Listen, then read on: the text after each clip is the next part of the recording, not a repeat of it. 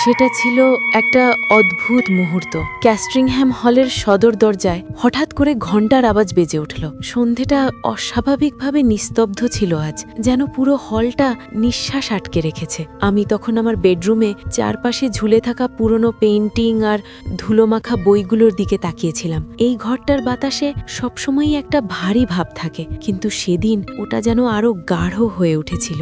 ভৃত্য জেমস যখন আগন্তুককে ভেতরে নিয়ে এলো, লোকটা বিনীতভাবে মাথা নোয়ালো। সে বলল, আপনাকে বিরক্ত করার জন্য আমি লজ্জিত স্যার রিচার্ড, কিন্তু আমার পরিচয়টা দেওয়া খুব জরুরি। আমার নাম উইলিয়াম ক্রোম। আপনার দাদুর আমলে আমার দাদু এখানকার ভিকার ছিলেন। আমি আপনার জন্য কিছু পুরনো নথিপত্র নিয়ে এসেছি। তার কণ্ঠে আন্তরিকতা ছিল, কিন্তু কেন জানি না আমার বুকের ভেতরটা একবার কেঁপে উঠল। আমি হাসার চেষ্টা করলাম, বললাম, আপনার সঙ্গে আলাপ হয়ে ভালো লাগলো। জেমস, লাইব্রেরিতে ওয়াইন নিয়ে এসো। আর শোনো, আজ থেকে আমি এই ঘরেই শোব। কথাটা বলার সময় নিজের অজান্তেই আমার বুকটা আবার কেঁপে উঠেছিল। জানলার বাইরে তাকালাম। ওই অতিকায় অ্যাশ গাছটার ডালপালাগুলো যেন বাতাসে একটু বেশিই নড়ছিল, নাকি আমি শুধু তাই ভাবছিলাম। লাইব্রেরিতে বসে ওয়াইনে চুমুক দিতে দিতে আমি নথিগুলো দেখতে লাগলাম। সবই আমার দাদুর আমলের। হঠাৎ একটা জায়গায় চোখ আটকে গেল। উইলিয়ামের দাদু, পুরনো ভিকার, আমার দাদু স্যার ম্যাথিউর মৃত্যুর দিন কিছু নোট লিখে রেখেছিলেন। পড়তে পড়তে আমি হেসে ফেললাম, কিন্তু সেই হাসিতে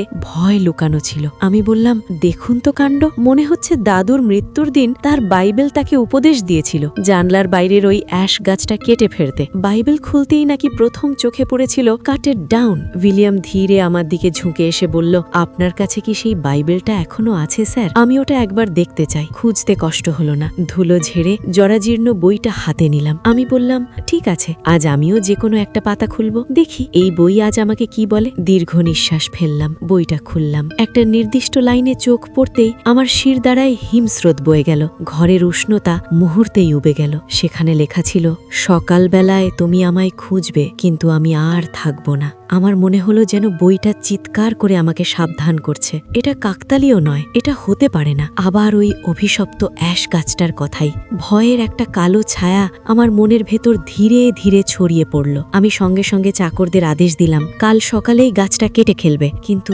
মনের ভেতর একটা প্রশ্ন কাঁটার মতো বিঁধে রইল, সকাল পর্যন্ত আমি থাকবো তো?